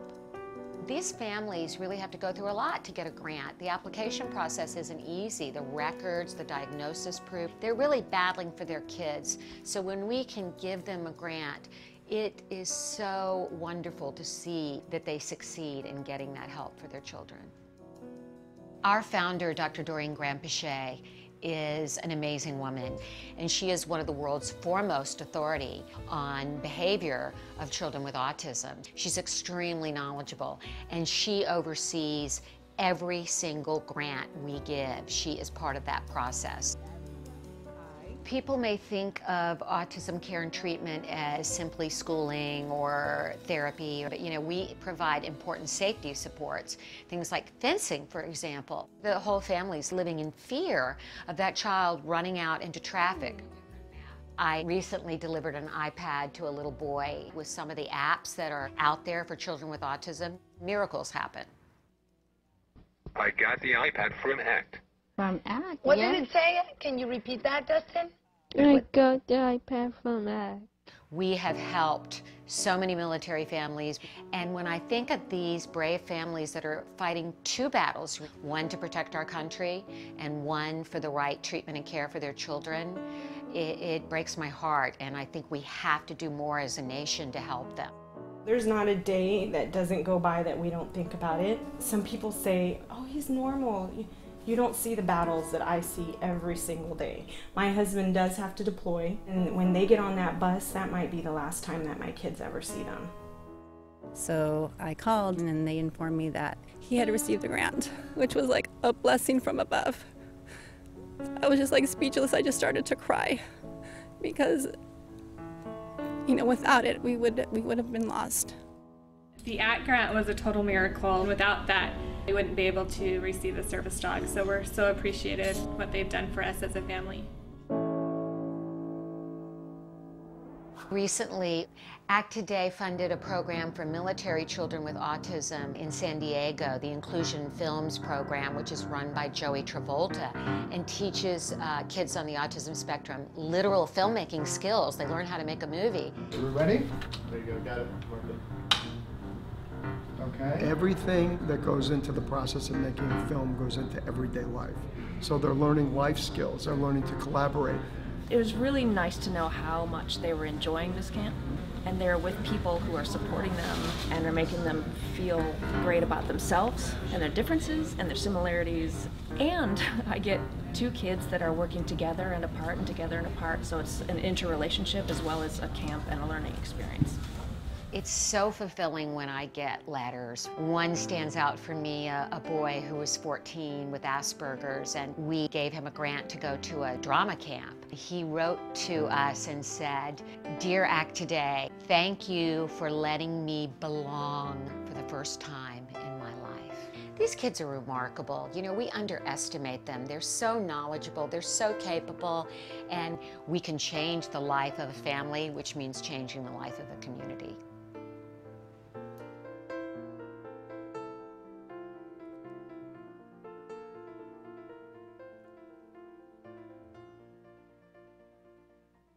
Welcome back. From time to time, we find a product that we think is really particularly fabulous.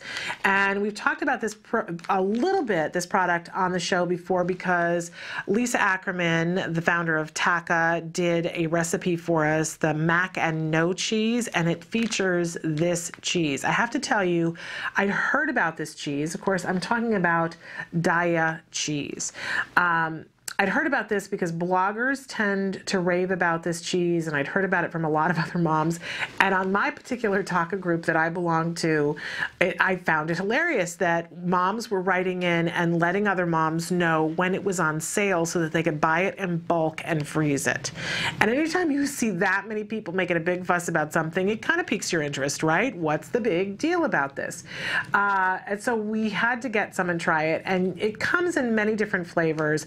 I've brought the mozzarella with me because this is our favorite. We started out with the cheddar shred, and by the way, it comes in shreds, and it also comes in chunks so that you can shred it yourself or that you can slice it into cheese for sandwiches or whatever have you. But we're particularly big fans of the mozzarella. And what's different about this cheese, not only is it gluten-free and casein-free, it's also soy-free, which if you're trying to feed a child on a very specific diet to get something that looks and smells and tastes like cheese that does not have those three things, it's really kind of a conundrum. But then on top of it, to get something that melts like real cheese. Well, this is where this cheese is head and shoulders above everything else because it doesn't have gluten, doesn't have casein, doesn't have soy, and it melts like a champ, and it tastes great. And it looks like cheese. They've done a very good job. You know, I'd like to say that it's not a big deal when your child is someplace and the food that they're having is different, but let's be honest, it is a social thing. And always before, my son, he went to a pizza party, I would bring pizza, but it didn't have anything that resembled cheese on it because we weren't doing the soy thing and we weren't doing gluten and we weren't doing casein. Now, his pizza looks like everybody else. In fact, I can pass this off to other kids and they don't realize it's very buttery, the mozzarella, although there's no butter in it. I just want to make you aware of a couple of different things. It's totally vegan, which is very exciting to me. It can be frozen, so you can buy it in bulk and keep it in the freezer. And by the way, the price of it is very much in line with what regular cheese is. I have to say I love that too, because a lot of times you can find something like this and it's just an arm and a leg, but this is really about the same price as regular cheese, and it does go on sale, as the ladies and dads, I shouldn't say it's all ladies, but as the parents in the Taco Valley group that I belong to will tell me, that there are places and times when you can get it on sale and it's a good deal, and stock up on it. It does need to be kept refrigerated, and I also love about it that it's made in a plant that's the entire plant is free of animal ingredients, milk, eggs, soy, peanuts, and tree nuts, but it does have coconut exposure. There's coconut in it, coconut oil. No cholesterol, no trans fats, very moderate sodium, I would say low sodium, and very in line in terms of being carbohydrates. So very exciting. We put this on just about everything. My child is just a little obsessed with it, and I have to be honest, I like it too. And even Dad will eat it. You have to love that. So Daiya Cheese, I hope you'll check it out in the refrigerated section of your grocery store. And by the way, on their website, which is listed right on the back of the cheese, they have amazing recipes for this product. So check it out, Daiya Cheese. And I know I just saw it on here a minute ago and now I can't find it. Oh, Daiya Foods, DAIYA foods.com/recipes. There are a ton of recipes there. You might ask yourself, why the name? Well, it stands for loving kindness and compassion. Our watchword for the week, compassion. Check it out. We'll be right back. You say howdy, we say hi. Let's get rowdy, let's get wild. Let's get wild. Let's get wild. Let's get wild. Let's get wild. Hey, welcome back to Autism Live. We heard you. Everybody wants macaroni and cheese. Yeah, but we're gonna make it allergy free. But here's what's the crazy part of this macaroni and cheese. It's actually healthy. And it tastes good. Yeah, it tastes really good. That's the most important part. So we're going to start. We got our water boiling. There's so many variations on the pasta. We're using today a corn pasta. We can verify with the manufacturer that we have a GMO-free product. So let's go ahead and put that in there. Ooh, and if you don't mind, stir that up for me, my friend. Now it's sticking a little bit to the bottom. Yeah. Is that okay? We maybe add a little more high heat oil and spread that around again. One thing you gotta know about gluten-free pasta, if you overcook this, it becomes mush. Let's move this guy over to the other burner so you can see what I'm doing. And now we're gonna start with the old macaroni and cheese sauce. What's great is there's a lot of choices for, you know, different soups. And the way that I look at soups, and again, please follow the recipe on your screen right now. I don't like to measure very often. But what I like to use is a creamy butternut squash soup. So this soup is great because it adds a lot of flavor to the dish, but also gives people another serving of vegetables. With kids, we don't want to over season. Maybe with the adults, we can season some for the kids first, pull it out, serve them, and then add a little more, you know, garlic powder or onion powder or other types of things into your dish. So the next most important thing on this recipe is we're going to add in a thickener and the faux cheese. Now some people like their sauce really thick, so you just add in more cornstarch or more arrowroot, so that's not a big deal. How's that doing? You think it's ready? I think it's done. Okay, so why don't we switch? I'll take that, you do that. Okay. And I'm going to strain this bad boy here. Here, let me turn that off. Okay. Or we're going to cause trouble again.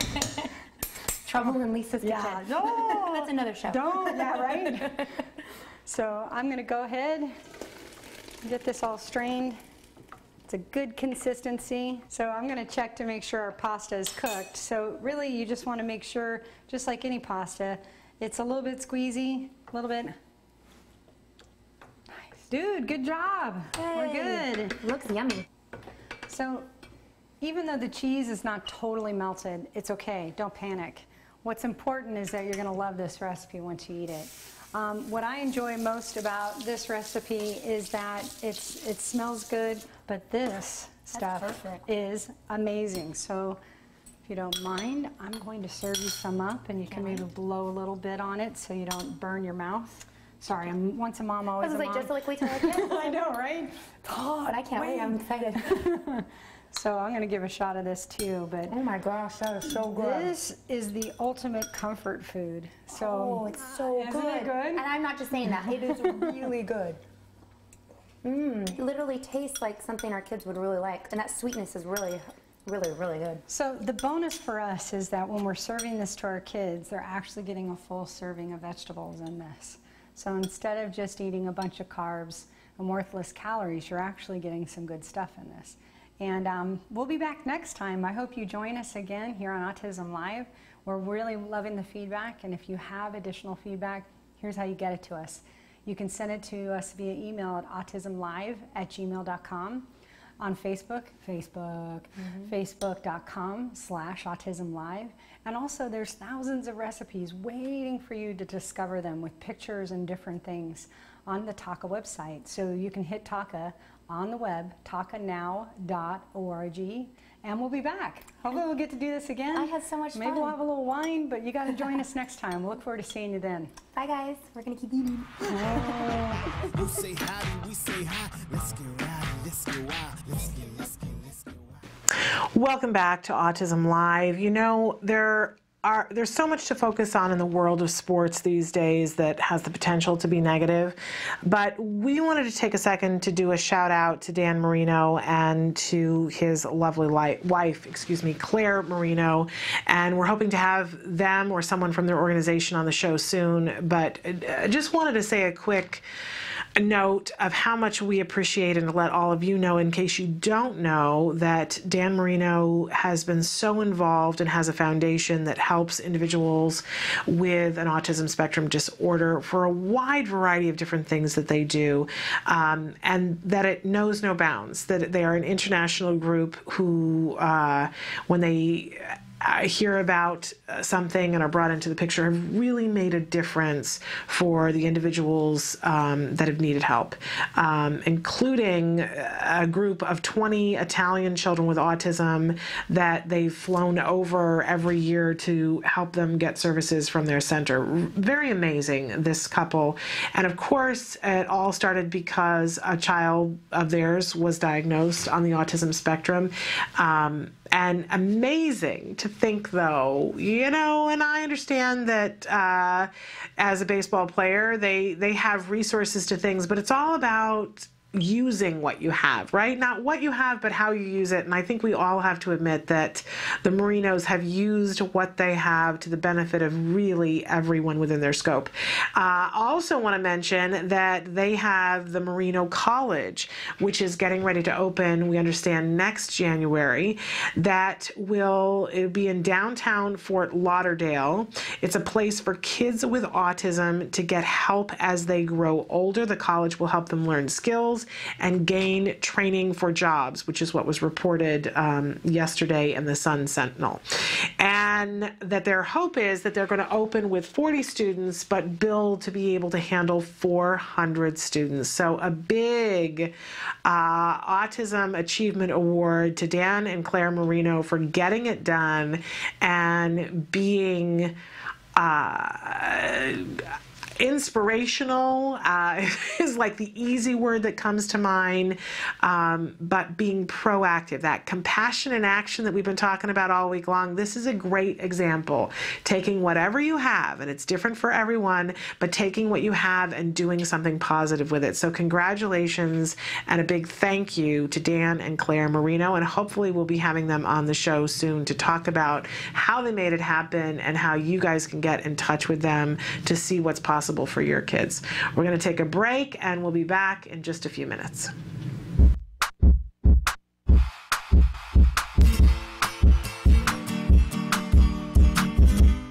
Welcome back, everyone. It's the beginning of a new year, which means the possibilities for new beginnings and starting new traditions. So I figured for the month of January, we should make a calendar for our kids to use. The focus of this project will happen with your children after it's completed. All you need to do to make the calendar is to go to facebook.com/autismlive to download the template I've already made for you guys. And then the other materials you'll be needing are a scissors and some magnets, which is super easy to find at your local craft store.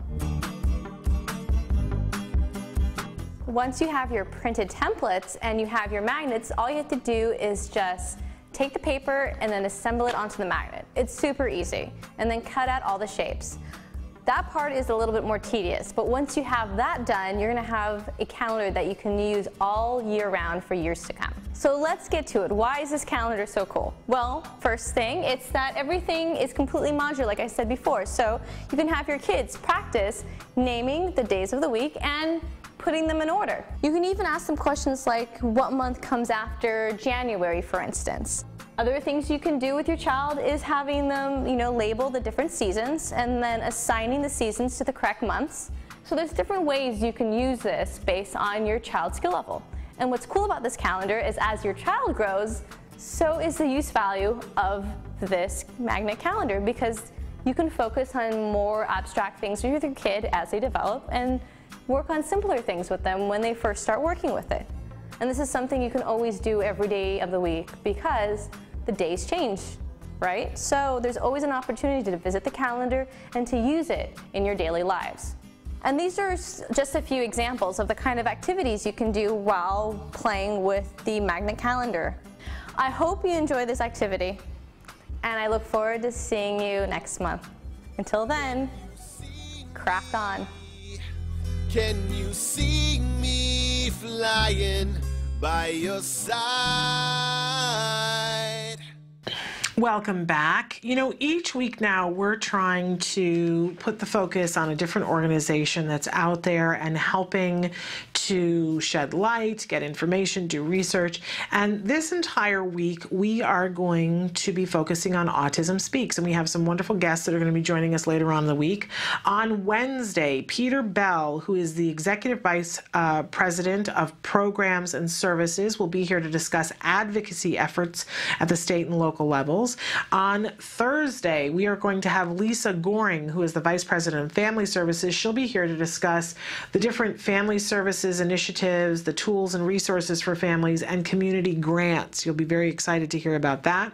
And then on Friday, we're going to have Kathy Konevsky, who is the Vice President of Chapter Development, who's going to be talking about the walks, and if you do not have a walk in your area, how you might get involved, or if there is one, how to find out about that.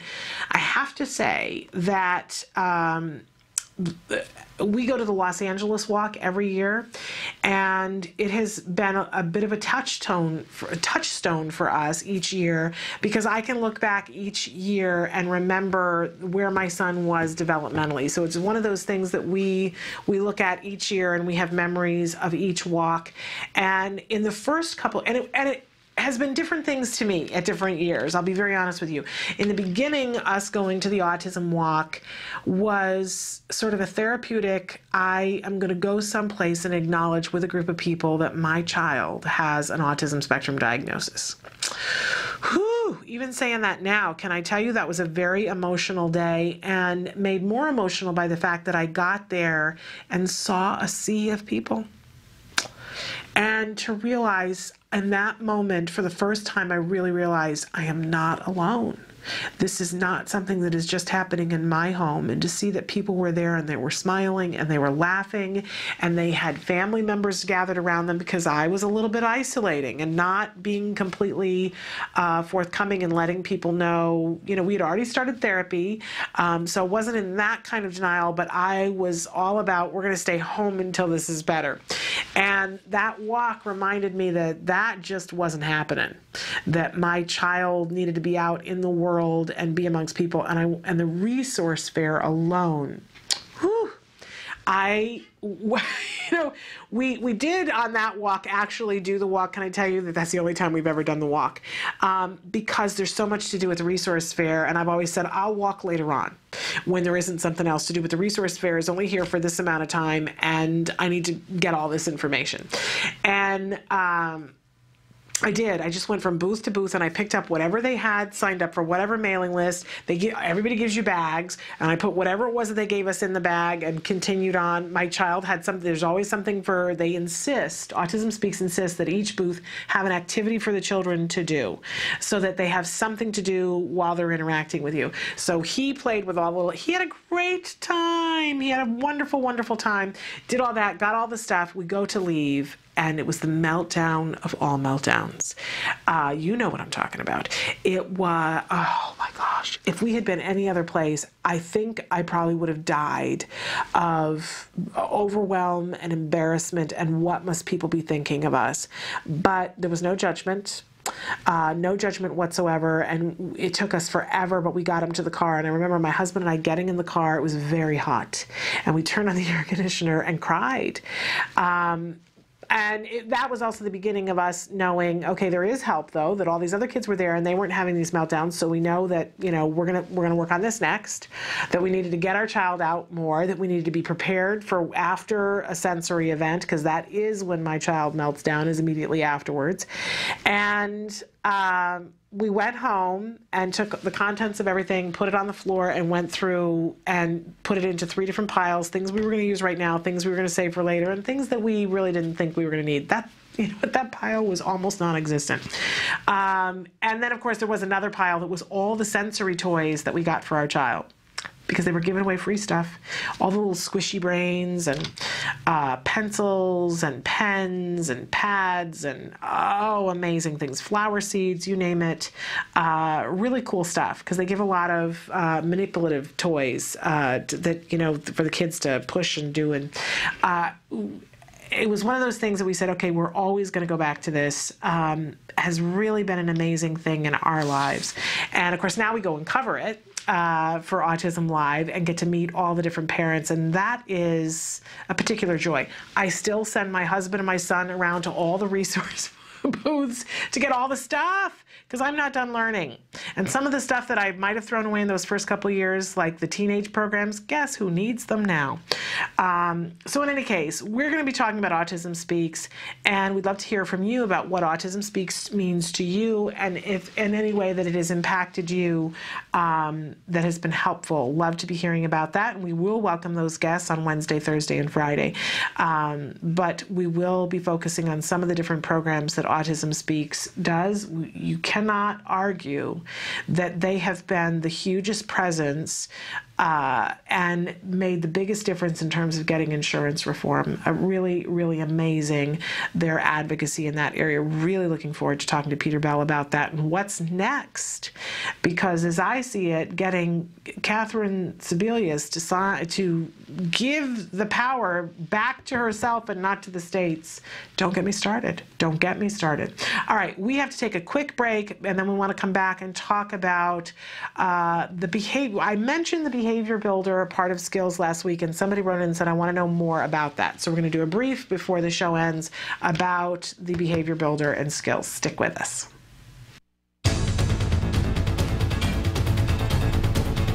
Hi, I'm Shannon Penrod, and this is my son, Jem. We're here today at the Home Depot. You might know that Home Depot is famous for giving free classes to adults on lots of things like tiling and other home crafts. Well, they also have free classes for kids as well. It's called the Kids Workshop. We love doing that, don't we, Jem? Yeah. It's cool. So come on inside with us and let's do a craft. Yay.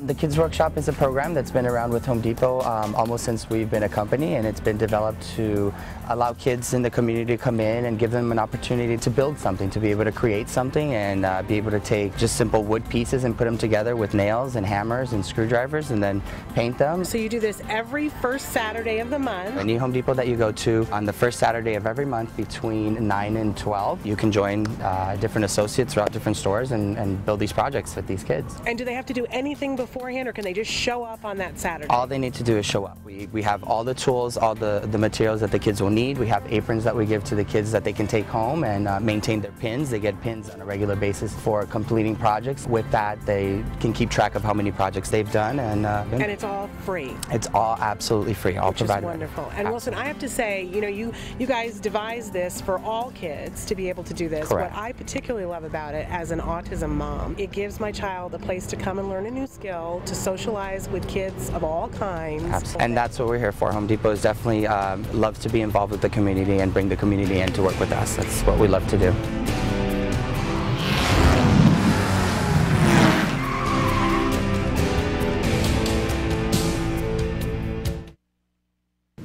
Welcome back. I'm so glad that Emily showed that, because I want to remind everybody that this Saturday is the first Saturday of the month, and they have a craft that's all set to go. I think it has something to do with Valentine's Day, but I wouldn't swear to it. So you can go to the Home Depot this Saturday. Check your local Home Depot, but I'm fairly sure that they have them at every single Home Depot.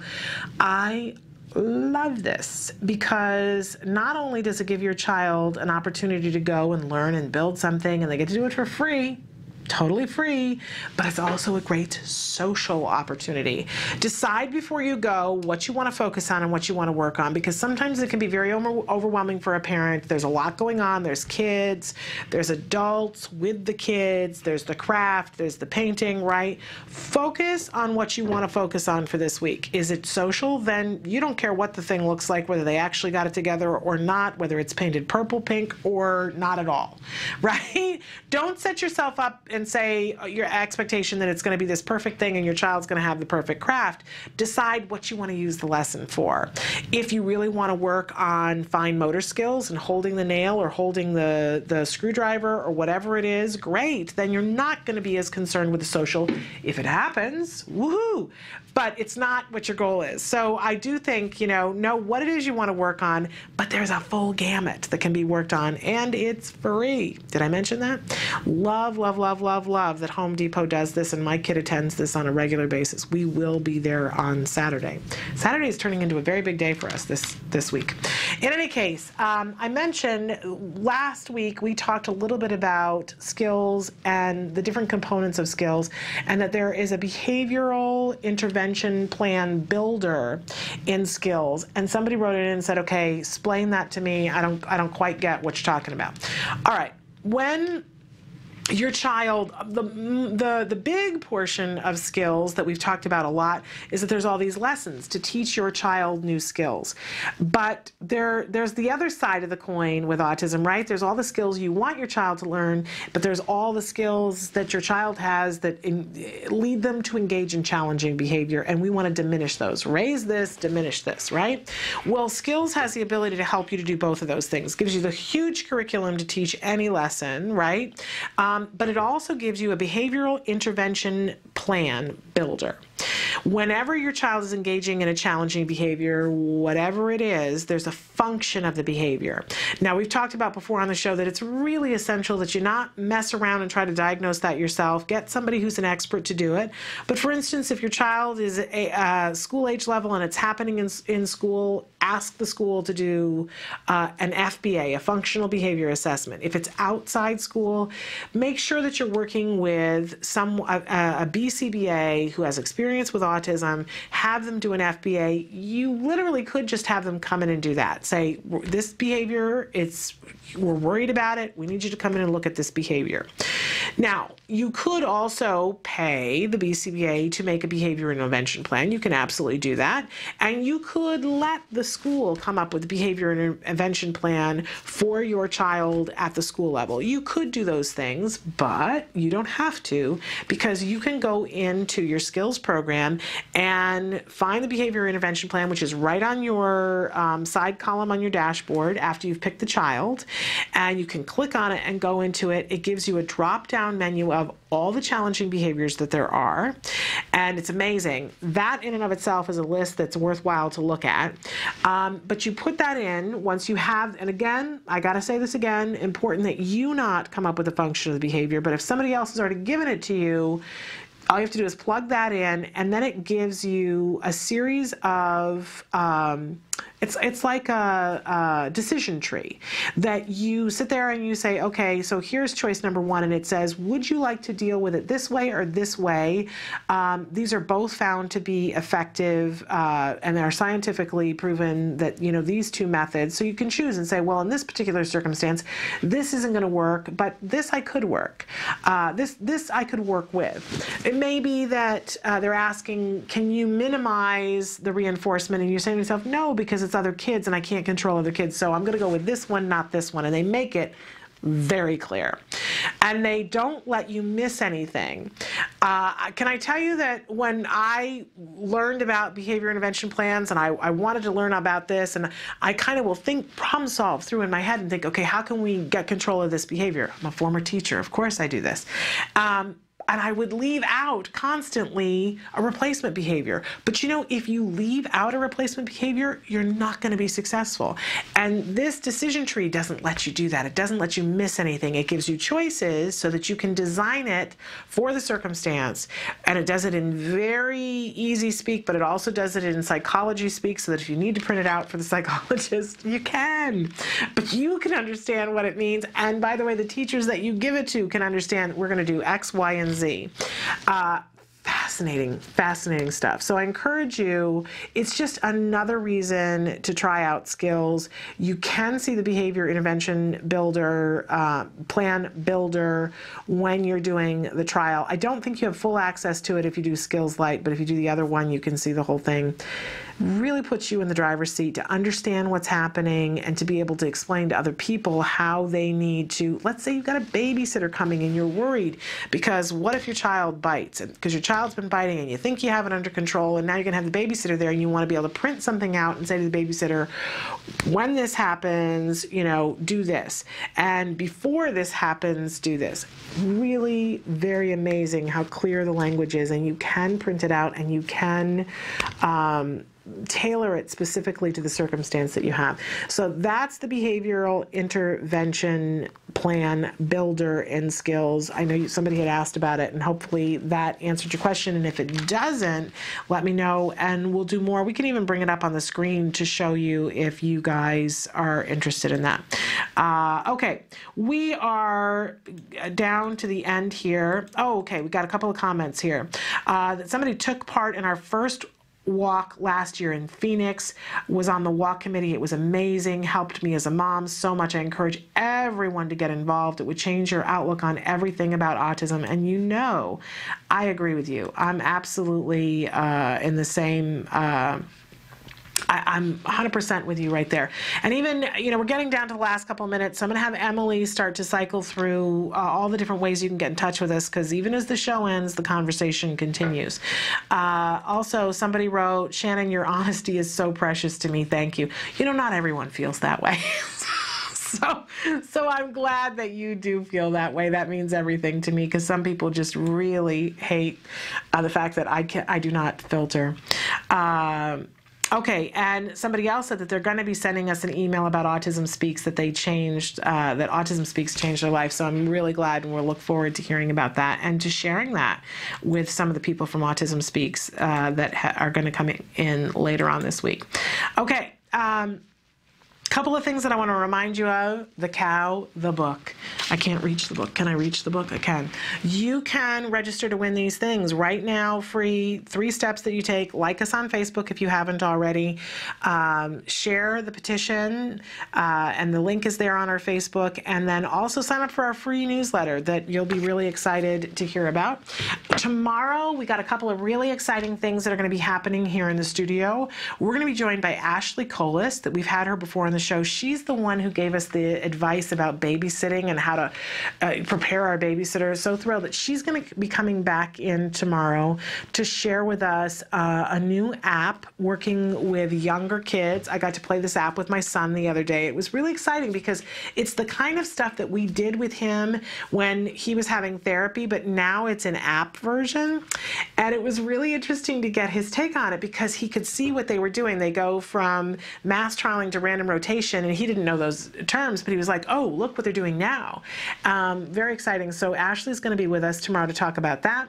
And then, of course, we're going to have Evelyn Gould with us. And one of the things I'm going to ask her to talk about are some safety things, because you guys wrote some questions in at the end of last week about safety and safety protocol. And we're going to continue talking about perspective taking and bullying, because we're moving forward with that compassion in action. I promised you guys that we had a little bit of an announcement. One of the things that I'm going to be doing for compassion in action, and there's a whole big long story with it that we probably won't get to today, but we'll get to sometime this week. Mark your calendars, because on March 1st on this show, I am going to be shaving my head. That's what I'm going to be doing as one of my compassion in action, because there's somebody that I want to show compassion to. So I will be shaving my head, and don't I need it? I've been letting my hair grow. And it needs to be shaved. I'm very excited about this. I think it's going to be very unique. And we're going to be talking with you guys about how this might serve you. So don't miss tomorrow. More about all of that. And until then, please give your kiddos a hug from me. Bye-bye for now.